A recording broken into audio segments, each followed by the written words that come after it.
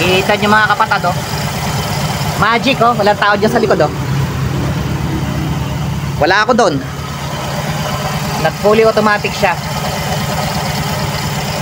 Ladies and gentlemen, you have just witnessed a fully automatic cold start system.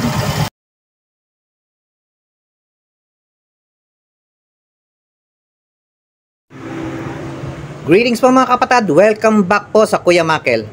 Maraming salamat po sa Diyos at meron naman po tayong pagkakataon para makapag-vlog. Kung bago pa lang sa aking YouTube channel, welcome sa Kuya Makel. On today's video, gaya po na naipangako ko sa aking previous na video, pagsasamahin ko po yung yung ating cold start idle app. Ito, yung cold start idle app. Pagsasamahin ko yan combined with dito po sa ating electric choke. Yan, the electric choke na cold start. Yan, kita nyo naman mga kapatid, wala siyang wire, oh. Pero ito, napagano ko yung niya using yung throttle positioner. Yan, throttle positioner and yung aking bimetal vacuum switch. Ayan, bimetal vacuum switch. Ngayon, bukod doon, pagaganahin ko at the same time pati itong ating cold start system with yung electric choke. Ayan, magaganahin po natin yan. Ayan, baka matanong po ninyo, kuya, hindi ba napaka-redundant naman ata niyan? Meron ng fast cold start idle app, meron pang sa the electric choke na cold start system. Masasabi ko hindi naman, meron po kasi advantages ang yung cold start idle app versus dito sa conventional na cold start system with electric choke. Unang-una na dyan, kagaya na nasabi ko doon sa aking previous na video, ito lang yung pinagana ko. Kita nyo naman ito, yan, oh. Wala siyang wire. Ang gusto ko dyan, yung RPM nya, yung sa aking RPM, pag in-start ko siya, unang-una na, walang apak-apak sa gasolina, umi-start siya. Tapos, para siyang modelo, nagano siya, nagwa 1,000 agad yung RPM nya. Ayan, ipakita ko sa inyo, bigyan ko lang kayo ng idea. Ayan, kita nyo naman, napakalamig ng ng makina. Gawa ko yung exhaust, malamig siya. Kita nyo, nakababa siya. O, yung dalawang pako, ayan, nasa labas ng piteta. Kita nyo, walang apak-apak po yan, oh. Umi-start siya. Oh, one click. Eh, kita nyo mga kapatid, ang ganda, oh. Parang modelo. 1,000 agad yung Ayan. Oh, papatayin. Kita nyo, 1,000 agad yung RPM, oh. Nagko-cold start siya. And pag warm up na yung makina, temperature na nasa almost kalahati na. Ayun, makikita nyo. Bababa na sa mga 800 RPM. Okay, papatayin ko na mga kapatid, ah. Patayin ko na agad, kasi yun nga, baka mag-init yung ating bimetal vacuum switch, baka mag-open agad. Ayan. Bali, gagawin natin, i-isolate muna natin yung mga cold start system. Pagaganahin muna natin itong electric choke. Pagaganahin ko na to bago natin paganahin yung cold start idle app. Bali, tatanggalin ko muna yung cold start idle app system. I-re-recta ko lang muna to para hindi tumuko ditong dashpot na to. Ayan, ayan, bali ang gagawin natin, bali ito, i-recta ko na lang muna. Ito, lalagyan ko muna siya kukuha ko ng isang manifold vacuum, i-re-recta ko dito sa throttle positioner para ma-isolate natin na mapagana yung ating cold start system with electric choke. And mga kapatid, dagdag ko lang isang advantage po ng ating cold start idle app. Ito po kasi pag napagana, kita nyo naman mga kapatid, nang pinagana ko yung cold start idle app, nang pinagana ko siya, kahit wala nang apak-apak sa gasolina, napapastart natin siya. Ngayon pa mga kapatid, yung pagkaganon ng makina, napapastart natin siya, walang apak-apak sa ito po, pwede ko nang lagyan to ng remote control. Yun ang pwede ko na siya lagyan ng remote control kasi napapastart ko na siya ng ano eh, walang apak-apak sa gasolina. Yun ang isang advantage ng ating cold start idle up. Ayan, ito pakita ko na ulit sa inyo kagaya na sabi ko. Ayan, ito nirekta ko muna. Ayan, kaya ako nirekta muna to para hindi siya nakatukod. Ma-adjust ko yung idle ng ating yung ating fast idle screw. Ma-adjust natin siya. Ngayon pa mga kapatid, rerouting. Ito yung ano, kinalas. Ito dati, nandito siya. Kasi ito dati naka-connecta sa bimetal vacuum switch. Kaya siya nagiging cold start idle up. Ngayon, ito tinanggal ko. Ito muna mga kapatid, ito i-connecta natin to dito sa choke breaker ng ating fast idle system. Ayan, kailangan linyahan natin to ng hose. Ayan, itong hose na to papunta sa ating bimetal vacuum switch. And then nga pala, ito tingnan nyo mga kapatid, yung reroute ng ano, ito yung isa, tapos yung isang port. Ayan, yung isang port, kita nyo mga kapatid. Ayan, ito meron siyang meron ako na ano, I think black and white na vacuum transmitting valve. Yan, dito siya nakakabit. Ito kasi mga kapatid, sa part ng carb, manifold vacuum ang inaano niyan, pinoproduce niyan. Originally yan, nakaganyan yan, nakakonect yan papunta dito sa dashpot. Yung ginawa ko, pinadaan ko dito sa ano, bimetal vacuum switch, kaya naging ano siya, cold start idle up. So okay, kakabitan natin to yung hose nito. Ito po yan, kabitan na natin ang vacuum hose. Ayan, papunta doon. Ayan. Ayan, nagkabit ako ng T. Tapos yung isa nilagay ko ng plug. Ito, papunta ngayon to doon sa ating bimetal vacuum switch. Yan yung kanyang vacuum hoses mga kapatid and yun yung dito sa choke breaker na to. Ngayon ito, kailangan din meron itong ano siguraduhin nyo na meron din tong vacuum hose, gumagana siya. Ito yung ating tinatawag na choke breaker number 1. Yan. O choke breaker letter A. O ito naman yung B. Ganyan. Ito yung choke breaker number 2. Tawagin na lang natin itong choke breaker number 2. Ito choke breaker number 1. Ito naman choke breaker number 1 mga kapatid. Kailangan po yan ay nakakabit sa manifold vacuum. Ayan. Sa manifold vacuum siya nakakabit. Ayan. Kailangan yung rekta na hose. Ayan, ito pala, kadaan siya dito, nakakabit siya sa may gas filter. Ito naman mga kapatid, ito kasi yan, yung tina yan papunta, ito yung tina yan, itong hose na yan papunta naman to doon sa ating sa ating aircon. Ayan, dito na ako kasi nakuha ng vacuum source para sa ating idle up ng aircon. Ayan, kung saan siya kumukuha ng vacuum sa idle up, dito rin kumuha ng vacuum yung ating choke breaker number 2. Next po mga kapatid is yung wiring ng ating electric choke. Itong ating electric choke, madali lang po kung saan nakatap itong ating solenoid valve o yung tinatawag na magnetic switch. Yan, sa ignition wire po ito nakakabit nagpuproduce siya ng 12 volts. Yan, gagawin natin, pag-iisahin lang natin po yan. Yan, ganyan lang ating wiring. Ganyan lang gagawin natin.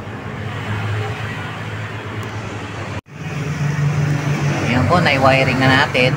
Sabi na natin yung wire dito sa ignition wire. Yan, combine siya sa solenoid valve.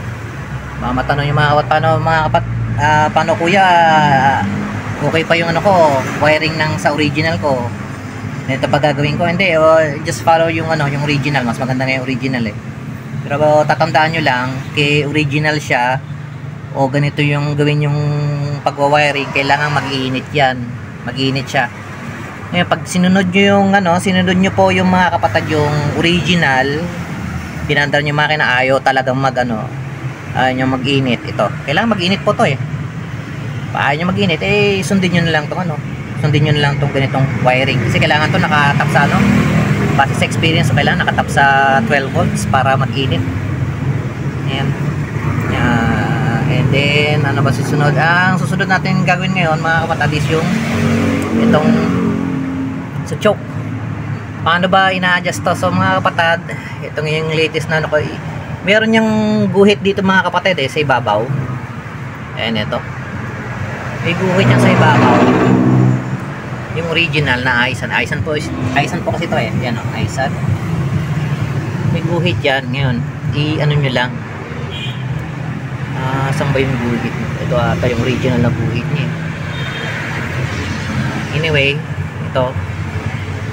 Pihitin nyo siya ganyan. Ayan, hanggang pero sobra to. I think ito yung niya, original na guhit niya. Na naka-engrave niya. Alam ko dapat ito kasi may di ba may parang may millimeter na yan, ruler yan. From sa center, kung ito yung yung guhit ng nyo, ng electric choke nyo, may guhit yan dagdagan nyo lang ng isang dagdagan nyo lang ng isang guhit dito from center, isang guhit lang. Yan, doon nyo muna i-set. And then higpitan nyo na yung tatlong screws. Higpitan nyo na. Yan. Higpitan nyo na siya.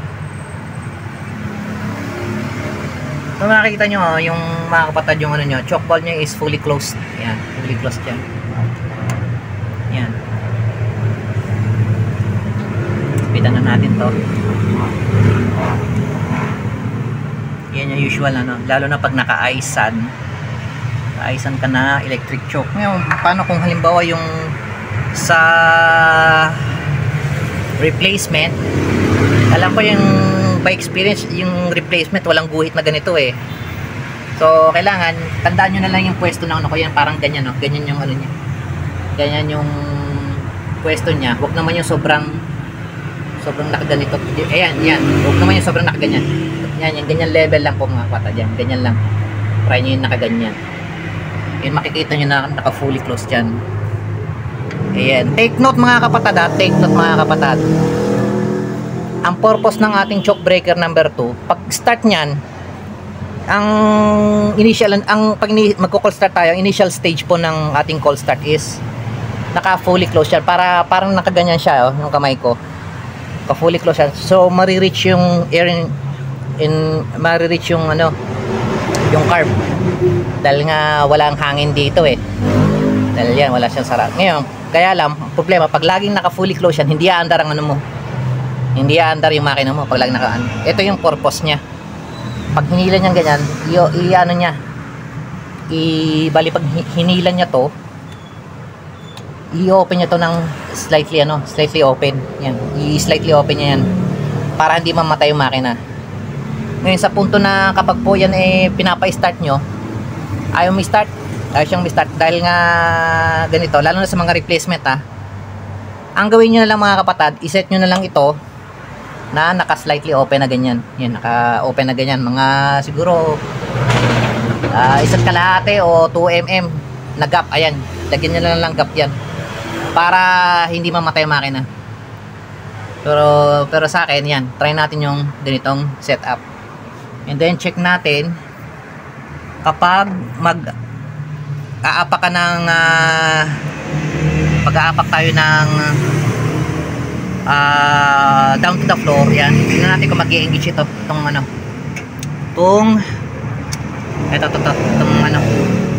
fast idle cam. Yan, fast idle cam, may tinutukuran yan.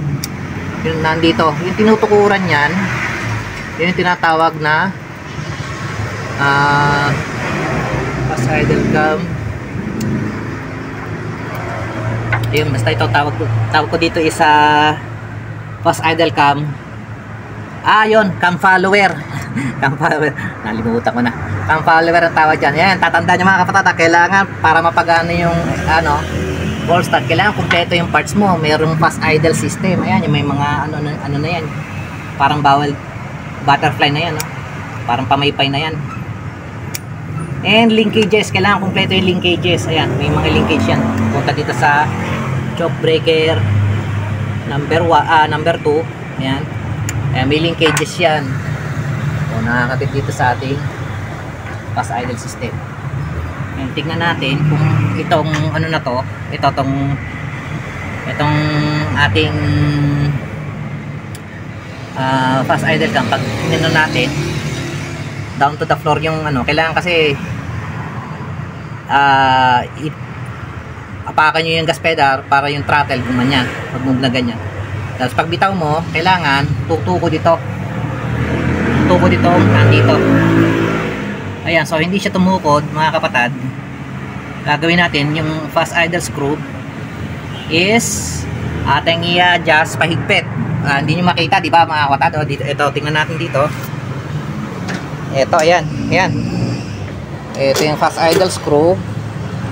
Ayan, bali pag magdadagdag tayo ng RPM dito, ayan, pahigpit, yan, dagdag RPM. Pagka mataas masyado, gusto mo ibaba RPM, ang pihit niya paluwag. Ngayon, dahil nga sa inuna natin, tiniray natin na i-throttle siya sagad, hindi kumagat itong ano, itong ating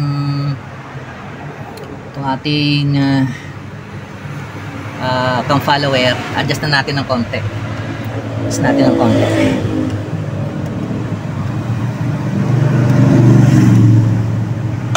Ayan.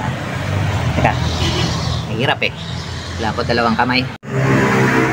Okay yan mga kapatid, na-adjust ko na. Ayan, habang ginagalaw-galaw kong ganyan, hinihigpitan ko yung fast idle screw. So, okay, kumpleto na yung setup natin para dito sa ating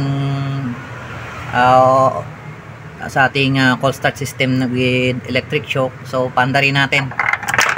Tingnan natin kung ano yung RPM nya. Yan, mahulog yung ano. Iyan natin to. Pandarin natin yung makina.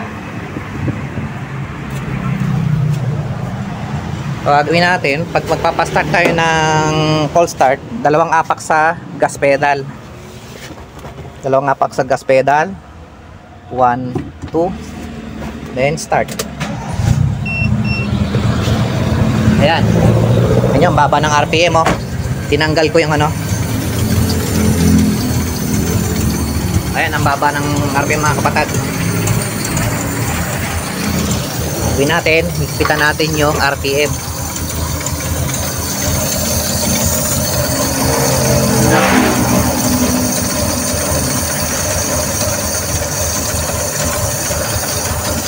Ito itong puntang to.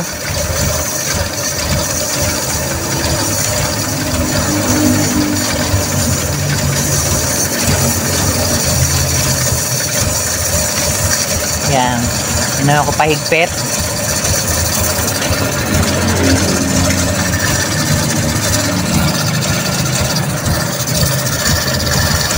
Ayan mga kapatid, kita nyo mga kapatid, kaya pala siya nahihirapan.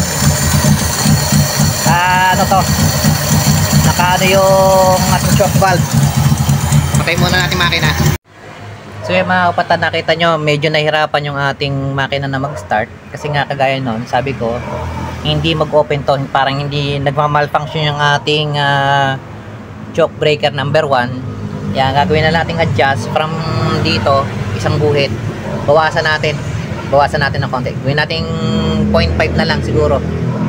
Bawasan pa natin. Bawasan natin siya. Tignan natin kung ano. Magtutuloy-tuloy siya. Ayan, unti-unti. Try and error hanggang magano siya. Ayan, nakita nyo. Pag ni-wide open throttle ko siya, ayan o. So, ano nyo, may imagine nyo, kuwari, nasa lobo ko. Nirib ko ng 2 beses. Yeah, sa dalawa, ayan nakita nyo, naka-open agad yung ano, naka-open agad yung ating choke valve, parang hindi siya mamatay. Nagmamalfunction yung ano eh. Meron mga ganyan akong mga follower eh, ganyan ang issue nila eh. Sabi ko sa kanila, slightly open na nila agad yung choke valve. Ngayon, i-start natin ulit. Try natin ulit kung okay na. And then, ano natin yung RPM nya. Lalagyan natin siya sa 1,000, siguro mga 1,200 RPM. Okay, dito tayo. Apak ulit. Isa, dalawa. Wide open. Down to the floor yan ha. Down to the floor. Then, start tayo.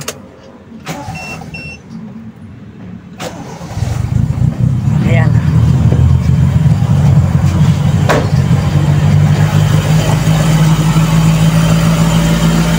Ayan. So, 1.6, 1.7 ang RPM. Bawas tayo mga kapatid.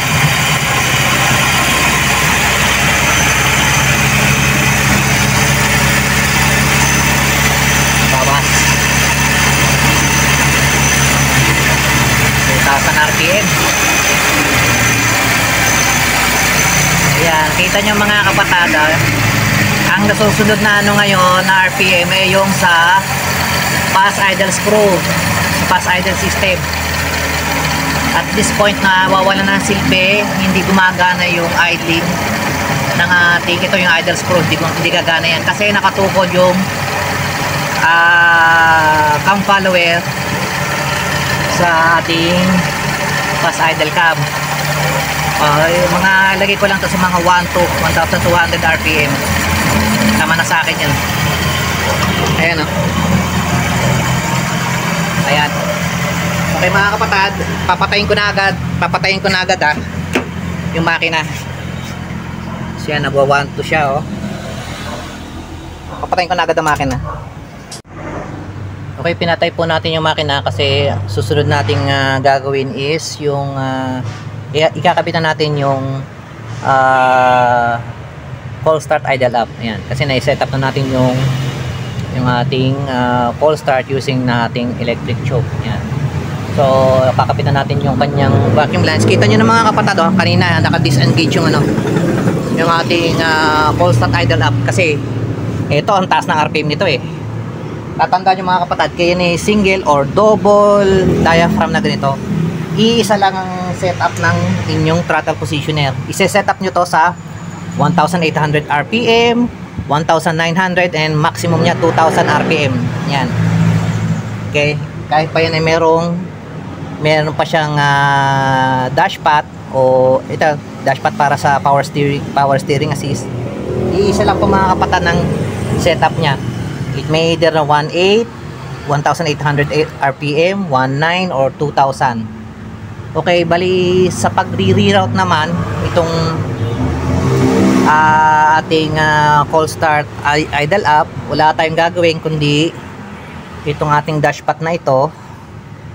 Yan yung dashpad na to.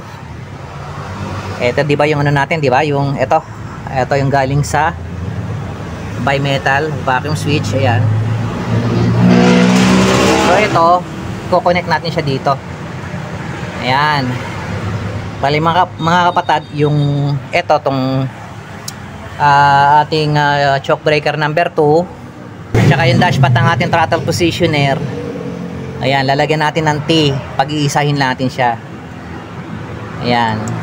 Bago yung isang hose niya papunta na doon sa bimetal vacuum switch. Okay yan. Nakita ko na mga kapatid ko ano yung problema kung bakit hindi gumagana itong ating choke breaker number 1. Ayan o. Ang problema pala itong ating dashpad. Ayan. Sumasabit siya dito. Oh, ganito po yung mga kapatid kung wala yung dashpad. Ayan o. Kung wala siya, kapag nilagyan ko ng vacuum, ayan, lalagyan natin ng vacuum. Ganyan, pag in-start nyo siya, mag-open siya na. Ayan, nag-slightly open siya o. Ayan, ganyan ng ano niya, initial stage, dapat naka fully closed, and then pag start mo, ayan, bubukas siya ng mga 1.5 to 2 millimeters na gap. Ngayon, pagka nakakabit itong ating dashpad, ayan, nangyayari, nakatukod siya. Tagalin natin bakit. Ayan. Pag nakakabit ito, ayan, tignan nyo ha, lalagyan ko ng vacuum. O, nilagyan ko na ng vacuum, may vacuum na, pero ayaw pa rin bumuka. Kasi nga itong lever natin ng ating choke breaker number 1 tumutuko dito. Kaya pag tinanggal natin to, ayan o, tanggal natin to, ayan, bumubuka na siya maayos. Ayan, ganyan. Ito pala problema, kailangan pala ito, kagaya nito, ikakat natin siya ng ganito. Ayan, ayan, kakat natin siya.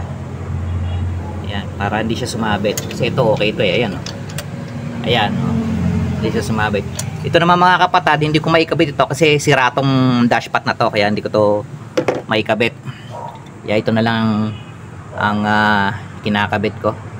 Kaya wala tayong ibang gagawin mga kapatid kundi ikat ito para hindi sumabit itong ating choke breaker number 1. Ngayon po mga kapatid, pagsasabayan na natin itong electric choke na cold start with electric choke and itong cold start idle up. Pagkaganahin na po natin siya, magko-cold start na po tayo. O yan, malamig po yung yung exhaust nya. Yan, malamig pa itong ating electric choke. Ayan, nakikita nyo, ayan nakaangat siya, hindi pa siya naka-engage itong ating choke breaker number 2.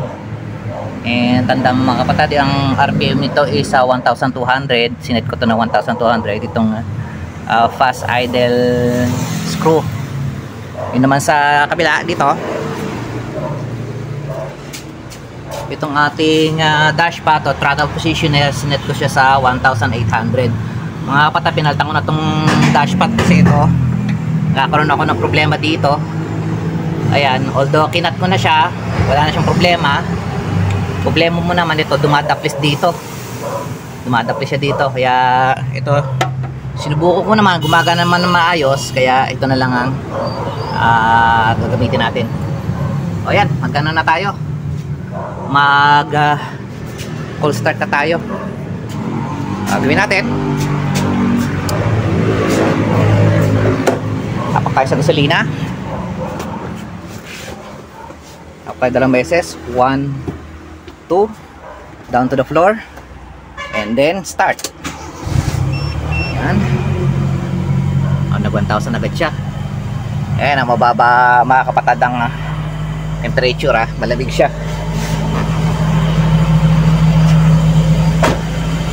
Yan.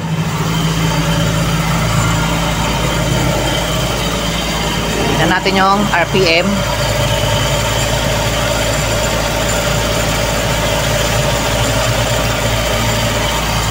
Yan, nasa 1,600. So yan, dahil kaya 1,600 yan mga kapatid, dahil ng ating dashpot, throttle positioner. Ayan. Ayan. Dito na siya yung nagbibigay ng idle. Ayan. Nakasit ito ng yan, 1,006 to up to 1,800 RPM. Okay, dito tayo. Kabila para makita nyo. Kaya at this point, kita nyo, hindi pa naka-engage yung ating choke breaker number 2. Yan, naka-engage. And makikita nyo mga kapatid, ang ganda bumuka na maayos ito dahil gumagana na maayos yung ating choke breaker number 1. Ayan, gumagana siya na maayos. Kaya talagang hindi mamamatay yung makina. So, itayin na lang natin pag automatic ito, fully automatic siya, mga 3 to 4 minutes. Ayan, makita mga kapatid. Ayan mga kapatid, nakita nyo mga kapatid,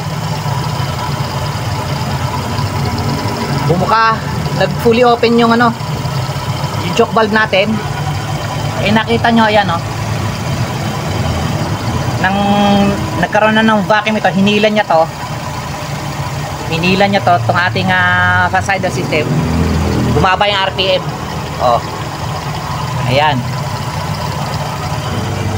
Ayan, kung makikita nyo yung dashpot, ayan hindi siya nakatukod. Kaya at this point, ang gumagana na RPM ay yung ating idle screw. Ayan, ganyan po mga kapatad. Ayan, open siya. Ladies and gentlemen, you're now witnessing yung fully automatic na cold start system. Ayan. Which is mga kapatid, ganito dapat yung ating mga makina. Ganito kasi nung 1990s. Yung ating choke valve, automatic na yan. Nag-o-open yan. Kailangan po yan, kita nyo naman, wala naman tao doon sa nandito po ako, wala umapak sa biglang nag-open ng fully open po yung ating choke valve. Yan, ganyan po dapat yan. Hindi yung pagka nasa normal operating temperature na, yung temperature nating makina, aapak pa ulit ng isa pa para maging 800 RPM ang makina. So ayan mga kapatid, tagumpay po tayo na napag-combine na po natin yung dalawa, yung cold start idle up and yung ating cold start na merong auto choke o electric choke. Ayan, kaya mahalaga po mga kapatid, para ito maging fully automated, kailangan itong ating choke breaker number 2 operated siya, meron siyang switch, yung bimetal vacuum switch. Yan, para pagka nag normal operating temperature na, magkakaroon to ng vacuum signal, hihilahin niya yung fast idle system at mag-open ang ating choke valve automatically. Yan, ganyan po mga kapatid yan. Kaya mga kapatid, itong ating bimetal vacuum switch na ito, para lang po talaga ito sa cold start. Kagaya rin din po ito ng bimetal vacuum switch na kulay dilaw. Ito nga lang, wala siyang port nakalagay, pero parehas lang po sila kung tutusin. Meron isang port para sa vacuum source, meron isang port para sa papunta sa dashpot, and yung isa vent lang. Yan, kung imagine niyo, ito yung kulay dilaw na bimetal vacuum switch, ganun din siya kung tutusin. Kaya lang ang design ng isa ng kulay dilaw, kagaya rin dito, meron siyang port para sa vacuum source, yung isa port para sa papunta sa ating dashpot, and yung isa, yung nakaganyan, yung port ko, yung isa doon yung vent. Pero lang kung nagkakamali, yung dito ata yung nakakabit yung yung vacuum source. Pag dito yung para sa dashpot, ito yung vent. Yung yung isa yung kulay dilaw. Dito yung sa vacuum source, dito yung papunta sa dashpot. Ito naman yung sa vent. Ganun yung sa kulay dilaw na bimetal vacuum switch. Ayan. Ayan po mga kapatid, sana po nagustuhan nyo yung aking video for today. Ito po si Kuya Makel saying maraming salamat po. Maraming salamat sa Diyos.